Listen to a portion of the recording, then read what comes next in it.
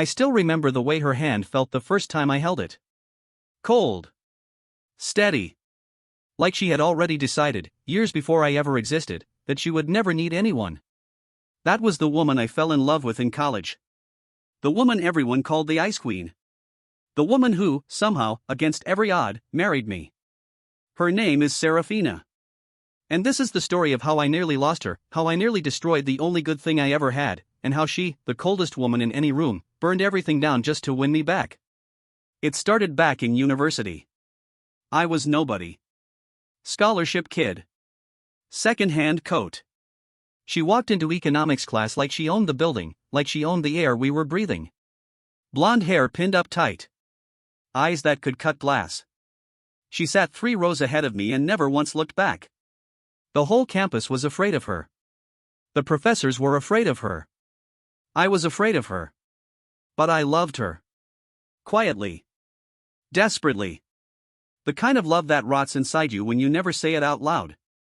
Then one rainy afternoon, I found her standing alone at the bus stop, no umbrella, no driver, no entourage. Just her. Shivering. Refusing to ask anyone for help. I walked up, held my umbrella over her head, and said nothing. She looked at me like I was crazy. Then she stepped under it. We stood there for 20 minutes without a single word. And that silence, that stupid perfect silence, was the first conversation we ever had.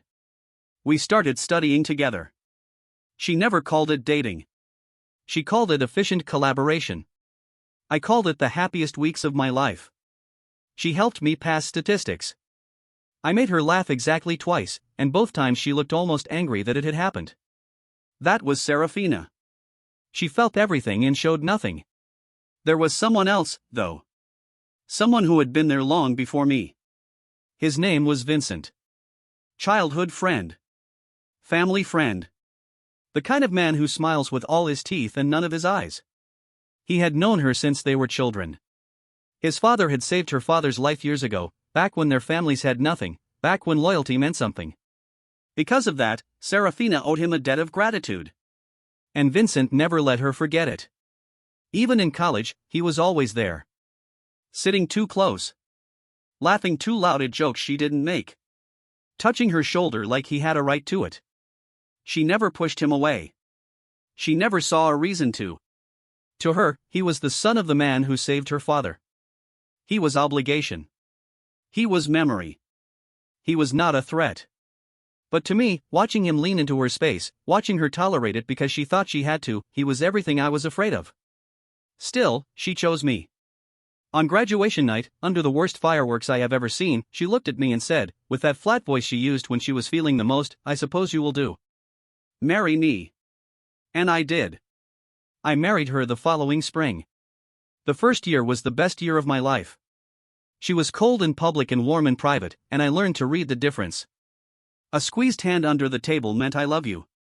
A long silence after dinner meant she was happy.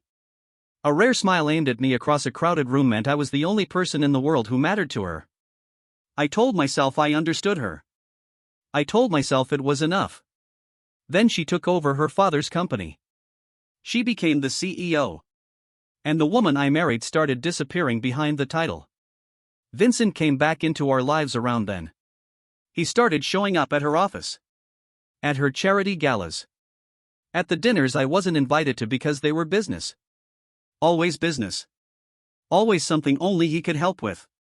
He slid into her world like he had never left, and every time I questioned it, she looked at me with those sharp eyes and said, "His father saved my father. I owe his family. Do not make me choose between gratitude and jealousy." So I swallowed it. I swallowed every doubt. I smiled at him across the table when he came to our house for dinner, which he did, more and more often. I watched him compliment her in ways that sounded like claims. I watched her accept it because she thought refusing would be an insult to a dead man's memory. The misunderstandings started small. She canceled our anniversary dinner because Vincent had a business emergency. She missed my mother's birthday because Vincent needed her at a gala. She forgot to call me back for 3 days because Vincent had dragged her into a deal. And every time I brought it up, she would go quiet. That cold, terrible quiet. And she would say, "You knew who I was when you married me." I did. I knew who she was. I didn't know who he was turning her into. One night I planned a surprise for her. I had been saving for months. A trip. Just us. No phones. No company. No Vincent. I had the tickets on the kitchen table, the bags by the door, the car running outside. I waited. 1 hour. 2 hours. 3. I called her 12 times. At midnight, she finally texted me. One line. Vincent's father is in the hospital. I have to be here. We will talk later. She wasn't there for me. She was there for him. Again. Always for him. I put the tickets in a drawer. I unpacked the bags. I turned off the car. And I sat on the kitchen floor and asked myself a question I had never asked before. Does she even love me anymore? The answer, the one I gave myself that night, was wrong. But I didn't know that yet. Things got worse. Vincent started telling her things about me. Little lies. Little poison seeds. He told her I had been seen with a woman from my office. A coworker. A friend. Nothing more. But he made it sound like something. He told her I had been complaining about her to his friends at a bar. I had never been to a bar with his friends. He told her I had said she was cold in bed, cold in life, cold everywhere. I never said any of that. I would never. But Serafina, my ice-cold wife, the woman who felt everything and showed nothing, she believed him. Not because the lies were convincing. Because she had spent her whole life being told she was not enough, and here was someone confirming her deepest fear. That she was too cold to be loved. She never confronted me. She just went colder. And the colder she went, the more I hurt. And the more I hurt, the more Vincent smiled. The last straw came on the worst night of my life. My father, my only parent, the man who raised me alone, had a heart attack. I got the call at 2 a.m. I was shaking. I couldn't drive. I called the one person I needed more than anyone. I called my wife. The phone rang. And rang. And rang. She didn't answer. I called again. Nothing. I called again. Nothing. I called Vincent, because someone told me they had seen her leave the office with him. He answered on the second ring. He sounded amused. He said, "Oh, she's with me. Family matter. You know how it is." His father had a minor checkup. Not an emergency. A checkup. And she had chosen that over me. Over my father. Over the man who was dying in a hospital bed. I took a taxi to the hospital alone. I held my father's hand alone. I watched the monitors alone. I signed the papers alone. And when the sun came up and the doctor told me he would live, I cried, not from relief, but from the knowledge that the woman I loved had not come. I went home that morning. She was sitting at the kitchen table, still in her coat, a coffee in her hand, Vincent's number still on her phone screen. She looked up at me. She didn't run to me. She didn't cry. She said, "I heard about your father. I am sorry. I was dealing with something. Something. Vincent's father's checkup." She called my father's heart attack something. I looked at her. I looked at the woman I had loved since I was 20 years old. And something inside me, the part that had always believed patience would be enough, finally broke. I said, "I want a divorce." She didn't move. She didn't blink. She just stared at me. And then, so quietly I almost missed it, she said, "No." I thought I had misheard her. I said it again. I said, "Serafina, I am serious. I want a divorce. I have given you everything. I have waited for you. I have forgiven you. I have swallowed my pride for years. And you were not there when I needed you most. I am done. I want you to be happy. I am setting you free." She stood up. And for the first time in all the years I had known her, her face did something I had never seen. It cracked. Just for a second. Just a flicker. And she said, "You think this makes me happy? You think I want to be free? You are wrong. You are so wrong." But I didn't believe her. I couldn't. I had been hurting for too long. I moved out that week. I stayed in a small apartment across town. I told myself it was the right thing. I told myself she would be relieved. I told myself she would go back to Vincent and finally be the version of herself the world expected. The CEO. The Ice Queen. Untouchable. Alone. She didn't. The first day I was gone, she called me 47 times. I didn't answer. The second day, she sent me a message. It said, "Please come home." 3 words. No explanation. No coldness. Just 3 words. I didn't reply. The third day, she showed up at my office. Not her office. Mine. The small one. The one she had never bothered to visit in 8 years of marriage. She was wearing a simple dress. Not her CEO armor. Her hair was down. I had never seen her with her hair down in public. She looked like the girl at the bus stop. And she said, "We need to talk. Not about the divorce. About everything." I almost said yes. Almost. But I remembered the hospital. The empty chair. The monitors beeping into the dark. And I said, "There is nothing left to talk about." She left without a word. But I saw her hands shaking as she walked out. That was when I realized something was different. Serafina did not shake. Serafina did not beg. Serafina did not show up in a simple dress with her hair down. Something had broken open inside her, and whatever was coming out, it was not ice. A week later, I started hearing things. From friends. From colleagues. From people who moved in her world. They said she had fired Vincent. Just like that. No explanation. No severance package. Gone. They said she had walked into a board meeting, looked at him across the table, and told him his contract was terminated effective immediately. When he asked why, she supposedly said, "Because I finally looked at what you actually were." Vincent didn't go quietly. He tried to use the old leverage. His father. Her father. The debt. The history. He reminded her, in front of people, that his father had saved her father's life.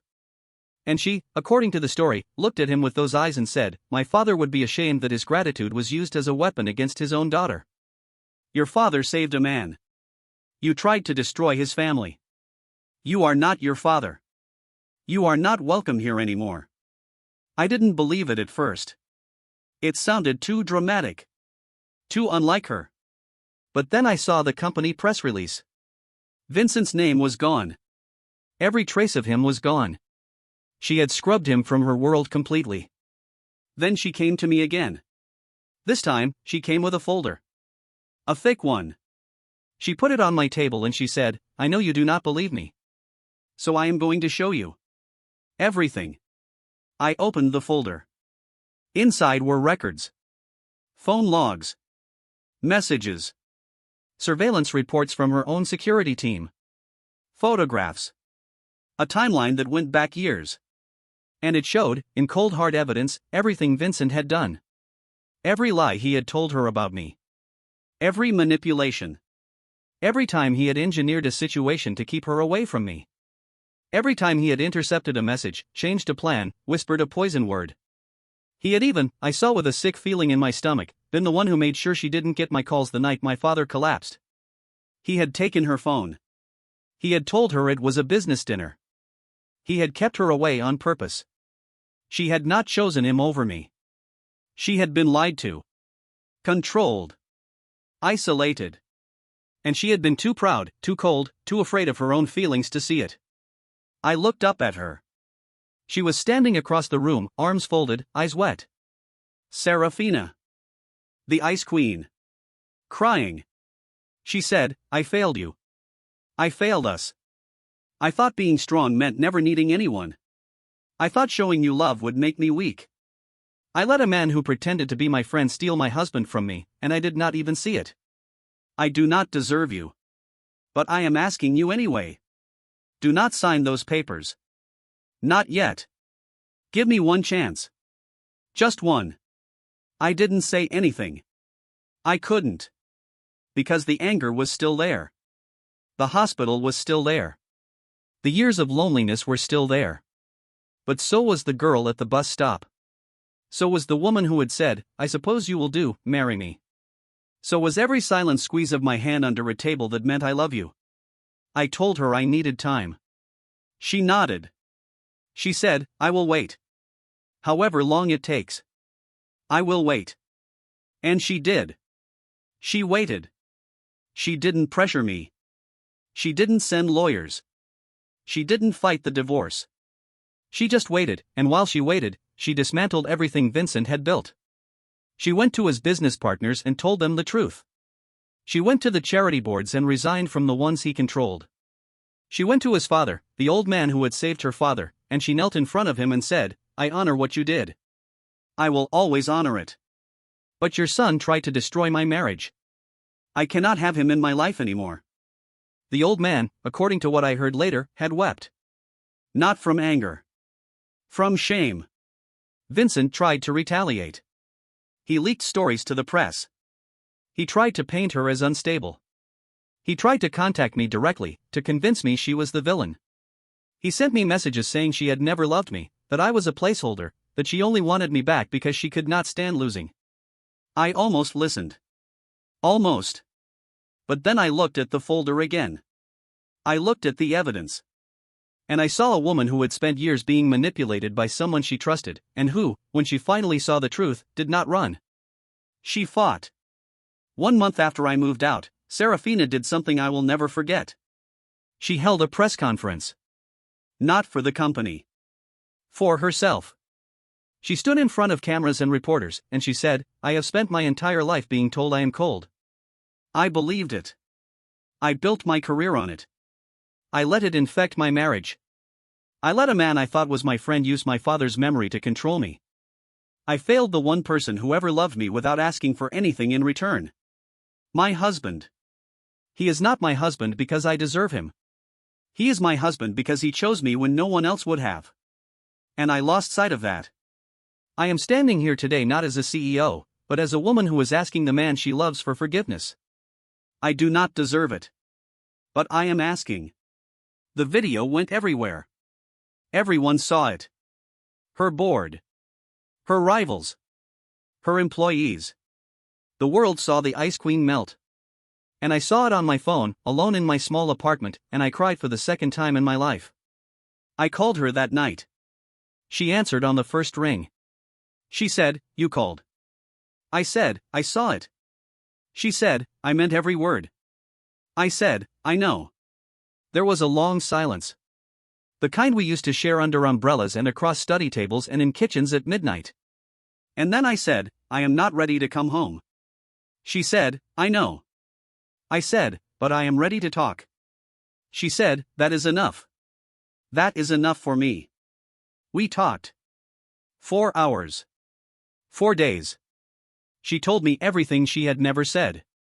That she had loved me since the bus stop. That she had married me not because I would do, but because I was the only person who had ever made her feel like being warm was safe. That she had gone cold not because she didn't love me, but because she was terrified that if she showed me how much, she would lose me the way she had lost her mother, who had died when she was young, who had been warm and soft and had left her behind. She had learned, as a child, that love was something that vanished. So she froze. And she spent the rest of her life pretending the freeze was a choice. Vincent had seen that wound. He had poked at it for years. He had made her believe that if she let me in, I would leave. That if she showed me warmth, I would take it for granted. That if she prioritized me over him, she would be betraying her father's memory. He had used every lever, every guilt, every shadow in her heart, to keep us apart. And she had let him, because she thought letting him go meant being ungrateful. And gratitude was the only thing her father had ever asked of her. When she finished talking, I felt something I had not felt in a long time. Not anger. Not relief. Just clarity. The kind of clarity that comes when you finally see the whole picture and realize the person you blamed was not your enemy. Your enemy was the one who smiled at you across the dinner table while poisoning your marriage. I asked her one question. I said, "If you could go back to that night, the night my father collapsed, what would you do differently?" She didn't hesitate. She said, "I would answer the phone. I would drive to the hospital. I would hold your hand. And I would never let anyone, not Vincent, not gratitude, not history, take me away from you again. I believed her. Not because the words were perfect.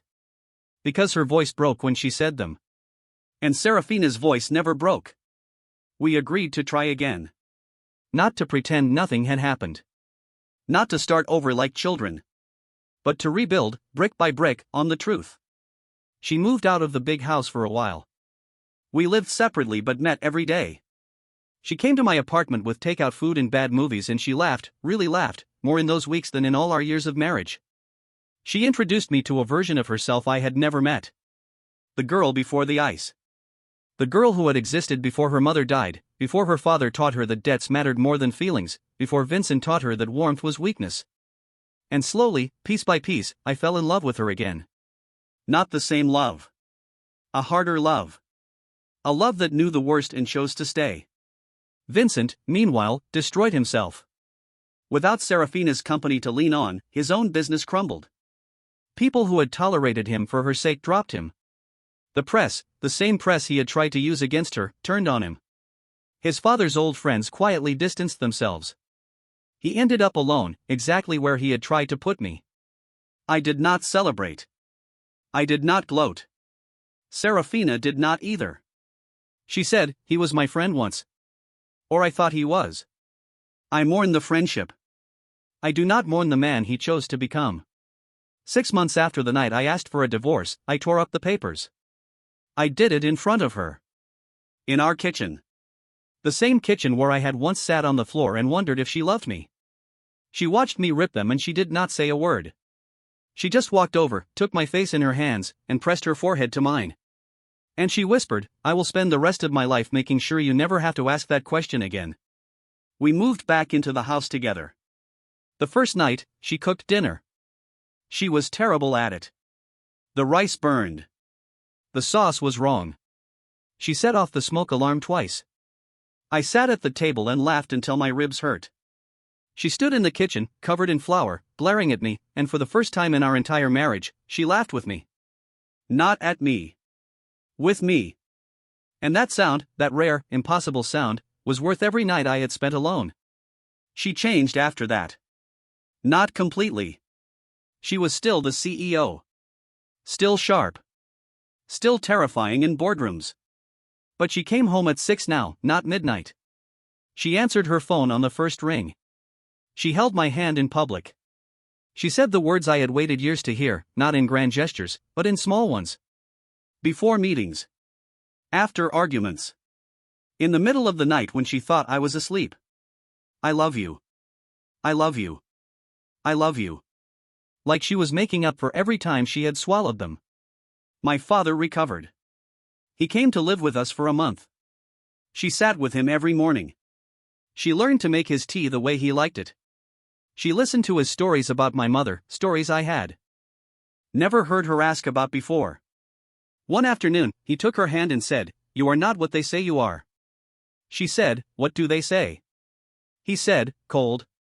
She smiled and said, "They are not entirely wrong." He said, "My son thawed you." She looked over at me and said, "Yes." He did. A year after everything, Serafina held another press conference. This time, it was to announce a foundation in her mother's name. A foundation for women in business, for mentorship, for teaching girls that strength and warmth were not opposites. She stood at the podium and she said, "I spent my life believing that to be strong I had to be cold. I was wrong. The strongest thing I ever did was admit I was wrong and ask the man I loved to forgive me. He did. And that is not weakness. That is the bravest thing I have ever survived." I was in the audience. She found me afterward. She said, "Are you embarrassed?" I said, "No. I am proud." She said, "Of me?" I said, "Of you. Of us. Of the fact that we are still here." She looked at me with those sharp eyes, the ones that used to cut glass, and for the first time, they were soft. Not weak. Not broken. Just soft. And she said, "I will never let anyone come between us again. Not Vincent. Not gratitude. Not fear. Not even my own stupidity." I believed her. Because the girl at the bus stop had finally let me all the way in. We are still together. Years have passed. The company is bigger now. The foundation is bigger. Vincent is a footnote, a cautionary tale people mention occasionally and then forget. My father is healthy and lives in a house we bought him near the coast. Serafina visits him every month, alone, and they have developed a relationship I never expected. She calls him Dad. He calls her his daughter. It is the quietest, strangest, most beautiful thing in my life. Serafina is still cold sometimes. In meetings. With strangers. When she is tired or scared. But now, when she goes cold, I know it is not because she doesn't love me. It is because she is afraid. And I do what I did at the bus stop. I stand next to her. I hold the umbrella. I say nothing. And eventually, she steps under it. That is what love is. Not the grand gesture. Not the press conference. Not the dramatic reconciliation. Love is the umbrella in the rain. The silence that says everything. The choice to stay when leaving would be easier. The decision to believe someone, even when the evidence told you not to. I almost lost her. I almost let Vincent win. I almost signed the papers and walked away and spent the rest of my life believing the woman I loved had never loved me back. But she did. She loved me the only way she knew how. Quietly. Badly. In a language I almost forgot how to speak. She learned a new language now. And so did I. We are not perfect. We argue. She burns dinner at least once a month. I forget anniversaries and she remembers them with terrifying precision. She is still the ice queen to the world. But to me, in our kitchen, with the smoke alarm going off and the rice black on the stove, she is just Serafina. My wife. The girl who stepped under my umbrella and never left. And if you are listening to this and you are in a marriage that feels cold, if you are standing in a kitchen wondering if the person you love has forgotten you, do not do what I almost did. Do not sign the papers before you understand the whole story.